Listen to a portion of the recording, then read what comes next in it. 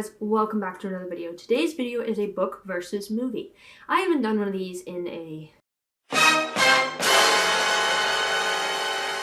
while, so I thought I'd come back with Twilight. My vampire obsession started back in 2009 when I discovered Twilight on DVD. I instantly, after finishing Twilight, watched New Moon and went, this is great. It became my everything. I saw Breaking Dawn Part 1 and 2 in theaters. It was literally my obsession. It was all I cared about. Now, obviously, I have moved on to better things. My favorite movie now is The Lost Boys and Fright Night and 1980s vampire awesomeness. But Twilight will always hold a nostalgic part in my heart for the fact that it got me obsessed with vampires, and that obsession still lasts till today. So I thought, why not go over all the Twilight movies and how accurate they are to the books. Now, obviously, Stephanie Meyer helped make these movies, but there are some differences that I noticed. So, stick around for the series that is about to begin. Today, I'm going to focus on the first Twilight movie. And then in progressing videos, I'll do it on New Moon, Eclipse, you name it. So, to start off, let's go off of characters.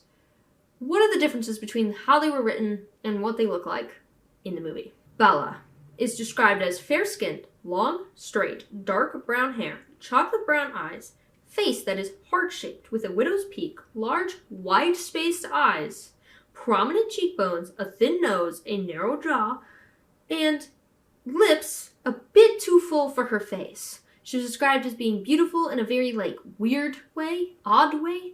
Like, she wasn't, normally beautiful, you know what I mean? Like, you see a pretty lady, you're like, okay. She was, unconventionally pretty. I would say Kristen fit that bill pretty well. I mean, not to an exact T, but she looks like Bella. The only difference is her hair is a little more wavy than the description in the books. A creature of unspeakable beauty, skin as hard as rock, cold as ice, and extremely white. He has long, bronze-colored hair that's always messy. Robert Pattinson, facially, fit the bill pretty well. The only difference is his hair is shorter. I don't know how long his hair was supposed to be in the books, but if it's long, I would not consider Robert Pattinson's hair in the Twilight movies long. It's not like buzz cut short, but I wouldn't consider it long either. I think I read somewhere that they did try to give him long hair, and it just did not look good, and they went, nah. Not everyone can pull it off. That's okay. Jacob is described as a very attractive Native American man. He's supposed to have reddish skin. His character evolves throughout the books. Obviously, when he gets into his werewolf powers, he gets very buff and tall.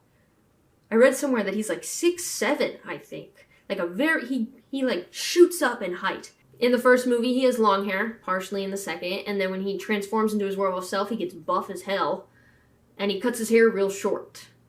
But he doesn't, grow dramatically taller. That would have been funny.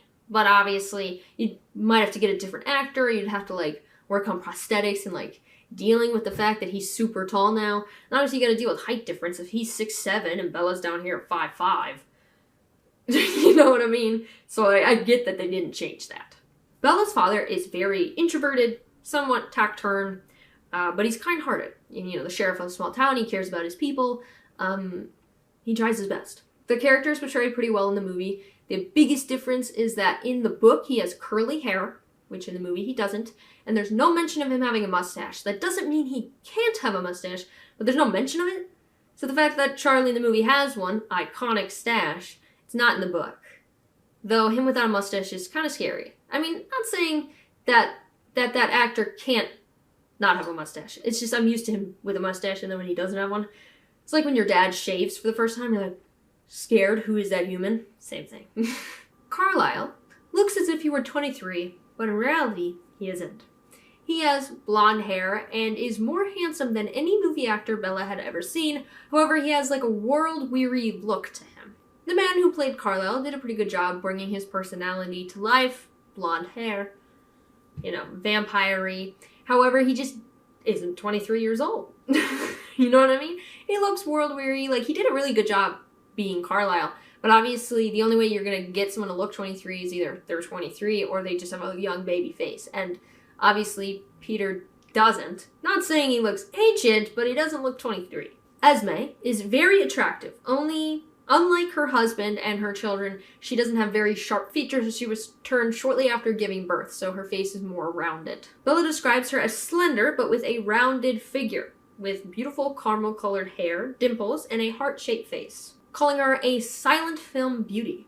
However, the actress who plays Esme doesn't really have a heart-shaped face, is more like square-shaped, but overall fits the bill pretty well, doesn't look as silent film actress vibey.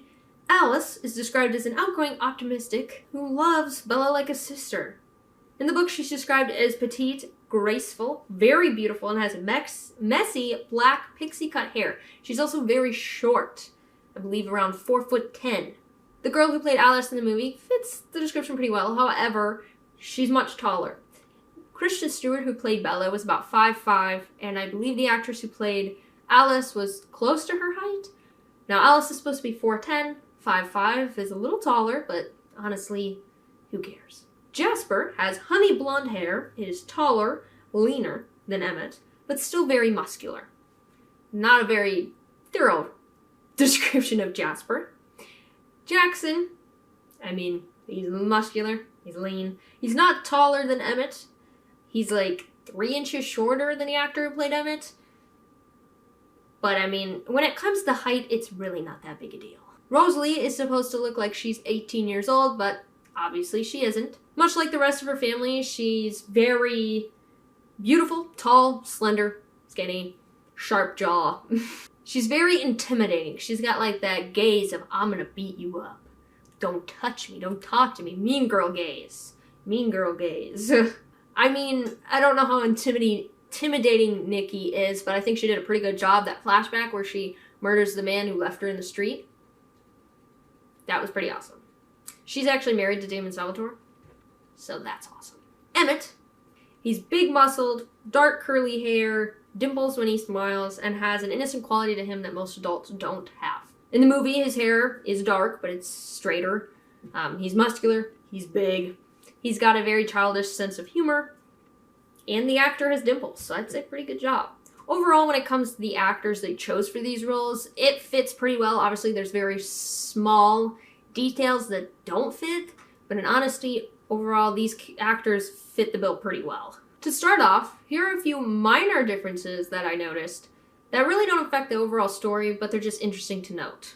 In the book, Bella shows up at Forks High in January. I don't know when the first book ends, but that just gives them over the, 5 months for her and Edward to get to know each other before the school year ends. However, in the movie, she shows up mid-March, so they shot down the timeline of when things happen. Obviously, it's a 2-hour movie, and this book's like 500 pages, so obviously you're gonna have to cut stuff out. In the movie, Edward bounces an apple off his foot, catches it for her. That doesn't happen at all in the book. It's the picture for the book, however, the cover, but that doesn't happen in the book at all. In the movie, they show a giant frame filled with graduation caps of every time the kids have graduated high school. That doesn't exist in the book. That was just for the movie, just to show how many times they've graduated. In honesty, if I was stuck at 17, I would not graduate 25 million times. Just saying. In the book, the prom is held at the school in the gym. In the movie, they have it at a hotel. It's more scenic, more, aesthetically pleasing for a movie. The scene where Bella admits she is not afraid of Edward when she visits his house for the first time. In the movie, he slings her onto his back, jumps out a window and climbs a tree, says the iconic spider monkey line, and then they stand at the top of a large tree and look out into the wilderness. Very aesthetic, very nice, very pleasing. In the book, that doesn't happen. He basically, tackles her onto a couch. He's like, you're not scared? Very playfully, obviously. They don't jump out windows, they don't say spider monkey. Now, for some major plot points that did change. This doesn't really affect the overall story, it's just a very interesting thing they added. The Cullen family crest that is seen on every Cullen in one way or another was made for the movie. It's not the book at all. This crest does not exist. Each member of the Cullen family wears it in a different way. Jasper, Emmett, and Edward wear it on bracelets. Rosalie and Alice wear it on necklaces. Esme wears it on a smaller version of a bracelet. and Carlisle wears it on a ring. Eventually, when Bella becomes a vampire, she also wears a version of this crest. It shows that they are united, that they're a family unit, that they're a group, and is meaning behind the symbol. The lion represents strength and ferocity, which is described by many as vampires. The hand represents faith and sincerity, and the trifold at the bottom represents basically that vampires live forever. In the books, Bella is not as much of a loner as she is in the movie. Her friends in the movie are basically just there to be like, those are the Cullens. And like, they sporadically show up, but they don't really have any real meaning. Bella's mostly a loner with a few people she hangs out with sometimes. In the books, they have a bigger part to play. She actually like has a group of friends and she's more social and she's not seen as such a loner. Alice's story is never mentioned in the Twilight movies. Not all of the characters' stories are. I mean, Edward's is, Esme's kinda is, Rosalie is, Carlisle, it's mentioned. I don't know if it's talked about Emmett, but Jasper is. However, Alice, they don't really talk about it at all. And her backstory is really sad. I mean, she had visions when she was human, and she was admitted to an asylum, and a vampire bit her, turned her into a vampire, to save her from James. James was hunting her when she was human. His prey before Bella. He said prey after that, but you know, she was what he wanted, as he wanted Bella. There is a short film that kind of goes into it. There was like this series of short films made in, I think, 2015. There was a contest. They're really good, by the way. If you like Twilight content, highly recommend watching them. In the books, Bella cooks her meals. Bella cooks for her dad and herself. She likes to cook. She feels like she has to take care of people. She's always felt like she has to be the one to protect others. She feels responsible for herself and others, and when she finds out Charlie can't cook, she feels even more inclined to help cook and take care of him. In the movie, it's implied that they don't cook at all, that they go to the diner a lot. That's one of the story points in the beginning with the stupid ketchup, is that they go to the diner a lot. They did as when she was a kid, they do now. In the book, Bella doesn't meet Jacob for the first time until they go to the beach at La Push, where he explains the cold ones to her. I believe that they were childhood friends, but they hadn't met up again until then. In the movie, they meet when Charlie buys Bella's truck for her, and they're like, hey, how's it going? The La Push scene does happen. He does mention the cold ones. That scene does happen. It's just not the first time they meet. It's also in the book more like he basically says they're vampires, and she does a little research, but he basically like, hey. In the movie, it's more like, just a story, Bella.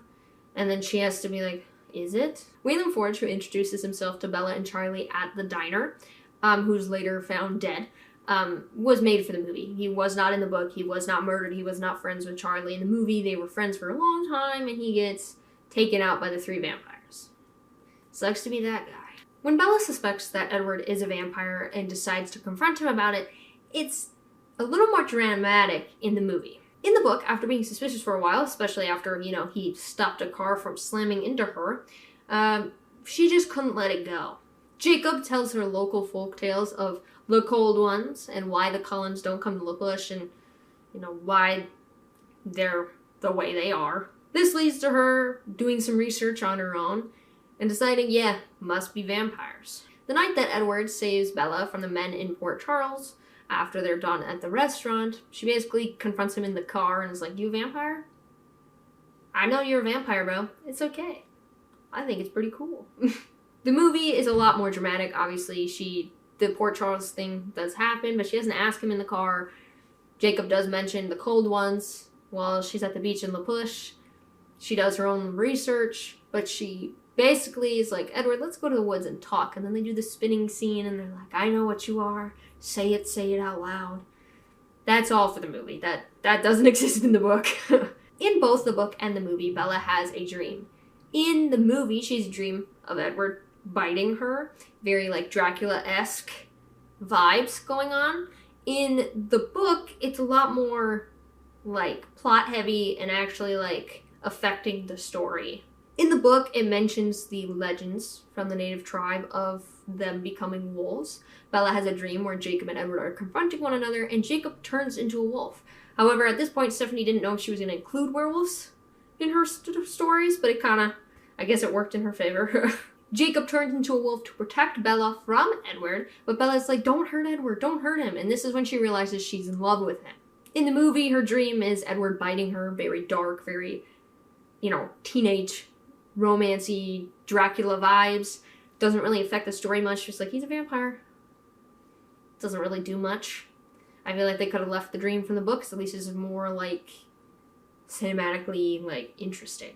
In the book, Edward describes his dark past. That he wasn't always a vegetarian vampire, that he did kill people. But he admits that he hunted down predators, committing crimes to satisfy his thirst, so basically killing the bad guys. Made him feel a little better about murdering people. This conversation takes place the first time that she arrives at his house, so he's explaining, hey, this is who I used to be, it's not me anymore, but I have killed people. Basically, trying to scare her a little bit. This conversation doesn't really happen in the movie. It is mentioned that he has killed people. I mean, he talks about him being a monster, a killer, Bella, the skin of a killer. It is mentioned in Breaking Down Part 1. His past, they even show a clip of him killing someone. But that's the night before their wedding. He originally says this in the book basically to scare her away from dating him. You don't know if you want this. In the movies, they kind of do it to be like, hey, are you sure you want to marry me?